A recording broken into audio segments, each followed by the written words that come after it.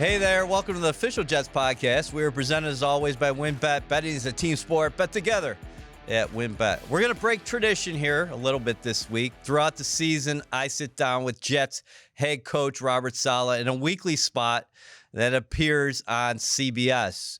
Due to time constraints, though, that's always cut down a little bit. What we wanted to do today was bring you our latest sit-down with the Jets head coach, in addition to a conversation we had a day after the season with Jets GM Joe Douglas. Since the Jets hired Saleh in 2001, they've gone 4-13, 7-10, and 7-10. This season was supposed to be the breakthrough after the acquisition of Aaron Rodgers, but he went down, of course, 4 snaps into the season. The Jets started 4 quarterbacks this season and played 13 different offensive linemen due to injuries. They beat 3 playoff teams along the way and ended a 15-game losing streak to the New England Patriots. Let's start right there with Robert Saleh. All right, Monday morning, you get here after the season wraps up with the win over the New England Patriots. What's the message to the guys in the room? It's kind of a continuation of what we talked about last week. We wanted to start 2024 with a win. 2024 is going to be special. We're expecting to get a lot of wins in 2024. We're not expecting to be in the same position a year from now that we're in now. We expect to be in something better. And so the message was that we're 1-0 in the year 2024, and the expectation is that we work our tails off and we work with the same deliberate mindset that we attacked last offseason with.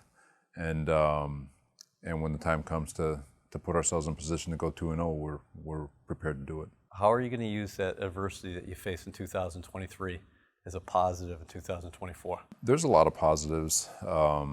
In these situations, you can either mope and complain about what happened, or you can try to find the silver linings that you can build and grow off of. And a lot of young guys got way more reps than we anticipated.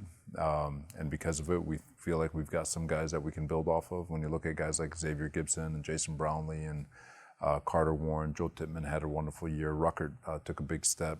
Even Garrett Wilson and Breece Hall, just second-year kids, took a big step. So there was a lot of growth. Max Mitchell took a step. So there was a lot of growth on the offensive side of the ball, and guys who are going to be the foundation of this football team. And then defensively, played a lot of really, really good quarterbacks. And defensively, we held our own. For the most part, played very well against those quarterbacks. Finished top 5 in most categories. So again, the defense, while statistically may not look as good as last year, I feel like was every bit as good as last year, if not better. And so, we feel confident about the championship team that we put together on that side of the ball. And special teams took a big step and did a lot of really good things. So there's a lot of really good positives, but at the same time, you can't turn a blind eye to all the things that we need to get corrected, and those are things that we're going to attack here in the offseason. Can you talk about the demons that you guys got rid of here this season? For sure, there's small things. Again, you're looking for a silver lining, right? And we beat 3 playoff teams. We played Josh Allen twice. We played Tua twice. We played Dak Prescott, Patrick Mahomes, Jalen when they were rolling, Jalen Hurts when they were rolling, Herbert when he was rolling. Played a lot of good quarterbacks, and felt like we did a pretty darn good job against most of them for the most part. And and that was the question going in: is could we hold down a really good quarterback? And I felt like we did a pretty good job doing it. And so that was a big deal. And we finished the season strong. Won 3 of our last 5, and offense got incrementally better with all the youth and a little bit of continuity on the offensive line. And Trevor was 2-1 as a starter, which I thought was impressive by him. And and obviously there's still things that, like I said, we got to get better at. But if you're combing through, you can find a lot of positives. Was it bittersweet watching Aaron out there the last few weeks handle the scout team? Because he's an elite quarterback, and you got to think about what might have been, but also it's got to make you think, hey, we got a great chance to do something special going forward. Yeah. he's a special talent, and I think that was good for everyone to watch and kind of reconnect to who he is and type of player he is. And we had an unbelievable OTA in training camp, and then 4 plays in, he was gone. But he's a game changer. He's elite in every sense of the imagination, or every word you can conjure up. But he's special. And it's a little bittersweet because you're watching, and you're like, God, what could have been? A lot of us in our heart believe that we'd be preparing for a playoff spot right now, or a playoff game, but we're not. And with that misfortune comes fuel, and I think he's going to be more driven than ever, along with the rest of our football team. You made it clear today that you think, and there is belief here at One Jets Drive, that you are much closer than what people may think on the outside. Yeah, I do. I do think we are a lot closer. I mean, we're still the same group that we all thought would be primed for a championship on Monday, September 11th at about 8 o'clock when player introductions were being announced. But it didn't happen. And, there's many reasons why things don't happen the way we want them to happen. But at the same time, we acknowledge the things that we need to attack. And when you look at the things that kind of opened our eyes through all the adversity, it gives us a lane. It gives us an inside track to try to get those things fixed and get those things rectified, get healthy, add some pieces, and from there, like I said, we got to go play. We got to go prove it. Talking's not the time, but we got to go prove it, and we're going to get that opportunity. We're sitting here in January, but how excited are you about the offseason ahead as far as the work your staff is going to be doing with Joe Douglas and his personnel staff? Really excited, as always. The offseason's fun, and where you're going through scheme evaluation, you're making the adjustments that you need to make from a scheme standpoint, you're trying new things, you're adding new players, you're saying goodbye to great players, there's a lot of great things that happen in the NFL offseason, and with all these college bowl all-star games, I should say, and the combine and the pro days and free agency and all the different things that come up, it's a good opportunity for all of us to just keep our feet in the ground and grind. There are reasons for optimism about this Jets club. Let's start with the defense. They finished first in the NFL in yards per play. They have stars at each level, including the likes of the brother pair, Quinnen and Quincy Williams, and cornerback Sauce Gardner. There are going to be decisions to make on players like prolific pass rusher Bryce Huff and safety Jordan Whitehead. Special teams was also a strength, as both kickers had stellar years, although Greg Zuerlein and Thomas Morstead have expiring contracts, as does special teams ace Justin Hardy. Irv Charles and Xavier Gibson and Jason Brownlee are young players the Jets are excited about. You can add Jeremy Ruckert into that mix as well. Breece Hall and Garrett Wilson are stars who are only going to get better. But offense figures to come into focus this offseason, as Aaron Rodgers will change the look of the entire roster. But the Jets again have to address the offensive line. With that being said, here's our talk with Jets GM Joe Douglas. I think you're going to feel his urgency to win now. Joe, from your vantage point, how would you describe the 2023 New York Jets season? Ultimately not good enough, proud of the way the guys competed. There's a lot of character on this team. These guys had a lot of opportunity to maybe not finish as strong as they did by winning three of the last 5 games, but they battled and they proved the type of character that's in this locker room. But ultimately, 7 wins isn't enough. We have to be better. How do you view it overall as far as you and Robert here in the 3-year stint where you guys totally reshaped that roster in 2021 and that continued to 2022, go from 4 wins to 7 wins, and then 7 wins again here in 2023, despite playing with a ton of different offensive line combinations and 4 different quarterbacks? Yeah. There's been a lot of adversity thrown at specifically the offensive side of the ball when it comes to injuries and changes in the depth chart.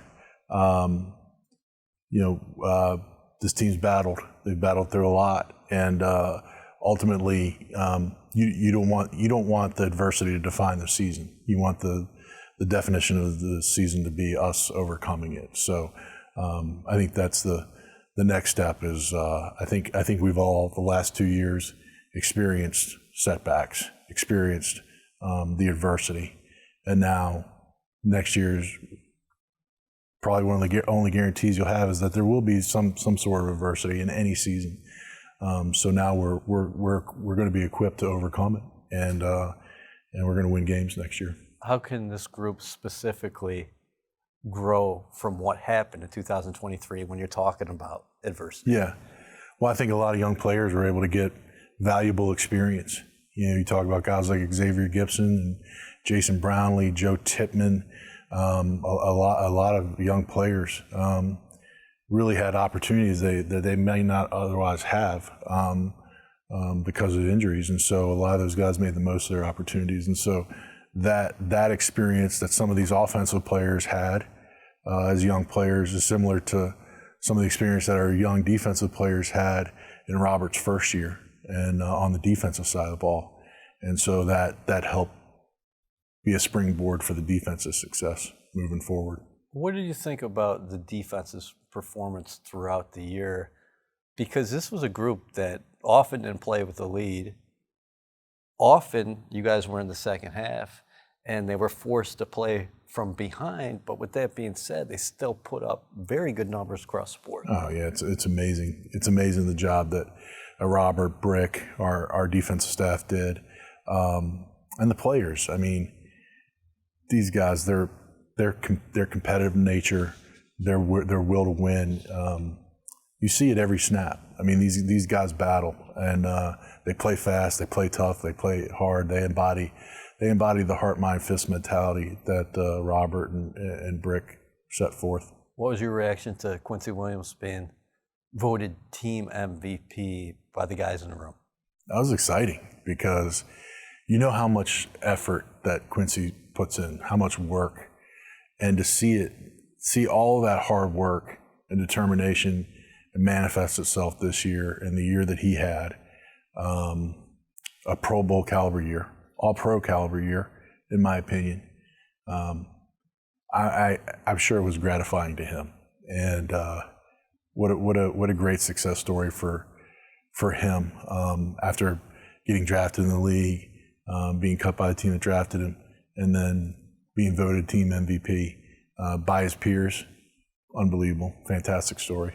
Heading into the offseason, you got to like where you're at defensively at all three levels. I know there will be some tinkering, some key business decisions, but with that being said, that core's coming back.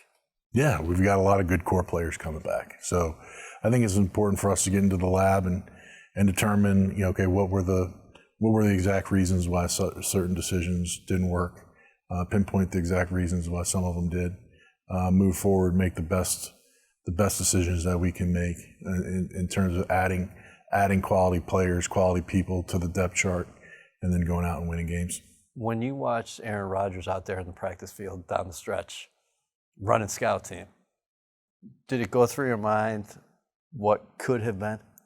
As far as this season is concerned, and then also made you look forward to 2024 and say, hey, this thing's going to be headed in the right direction. Definitely some bittersweet moments there in the last 3 weeks, watching him run the scout team, watching him go against our first team defense almost every day, and some of the throws that he made in practice and took you back to training camp, right? And some of the throws he was making in training camp, and, your heart sinks a little bit thinking about losing him for the year, but then you do think about next year, and now it's it's going to come to fruition in 2024. What would you say about the fire that still burns inside him? Oh, it's still blazing. He's the ultimate competitor. And he's someone that wants to prove everybody wrong. And so I love where he's at right now, and I can't wait for OTAs to start. I'm sure he can't wait either. But I think a lot of people are coming back with a renewed purpose and on a mission. The young building blocks, Breece Hall. after an ACL tear, he goes for over 1,500 yards from scrimmage. How about Garrett Wilson, back-to-back 1,000-yard seasons, 95 receptions, despite playing with 4 different quarterbacks? Yeah. Those 2 guys are cornerstone players, and they showed it this year. And, Breece is a weapon, not just as a running back. I think everyone saw what he could do out of the backfield as a receiver. And, for Garrett, the level of consistency that he's had, with a lot of different variables in play in terms of the person throwing him the football, for him to maintain that level of consistency and to produce at that high of an output for his first 2 years is remarkable. So we're blessed to have those 2 guys. You've always talked about the emphasis on both sides of the line of scrimmage. Can you speak to that specifically in regards to the offensive line this offseason? Yeah. So we feel like we have a couple cornerstone guys in Joe Tippmann and AVT. So, AVT is going to be coming back from his injury, and he's a difference maker when he's on the line of scrimmage. And so, it's going to be continuing developing. Again, O-line's another position where we had young players get invaluable experience. Carter Warren, Max Mitchell had another year of experience. Xavier Newman, Jake Hansen coming in, guys that weren't even on our team in training camp coming in and really competing and performing well. And so that experience that they had is only going to add to our team and our depth moving forward. Can you speak to the confidence that you have in Robert Saleh and his coaching staff? Those guys do a great job of developing players. And it starts with their energy, their intent, and their teaching skill. And I think you see that manifest itself every week. And I really appreciate our staff. One thing that stood out to me while you're meeting with the media was the urgency that you're speaking with. Mm-hmm. You've made it clear to everybody in the building that we have to win. Yeah. Can you speak to that? Yeah, absolutely. There's nothing else that's important besides winning. I think you heard that a lot today from players. All that matters is winning. I feel like everyone feels like the pieces are in place to have success. So now we just have to do it, and we have to do it consistently. How valuable is this day as far as what you're getting, the feedback from the players before they depart? Yeah, the insight that you're getting from the players is key, because you're not down there all the time, and so they're giving you some vision and sight into some of the things that we can do better to not only help them reach their goals, but to help the team reach their ultimate goal of a Super Bowl championship. And so it's all coming from pure intent, and that's to win. That's to win a championship. And so their honesty, their honest feedback, their insight is very important. You're a competitor. You've won championships. Are you excited about what's ahead as far as this offseason is concerned? 100%. We have a great opportunity in front of us, and we need to make the most of this opportunity. And I think there's always urgency, there's always pressure, and so that doesn't change. But I feel like us coming together, really going through our process, our decisions, and knowing exactly what we have to do moving forward, I think that's going to galvanize us as a group. Thanks, Joe. Thanks, E.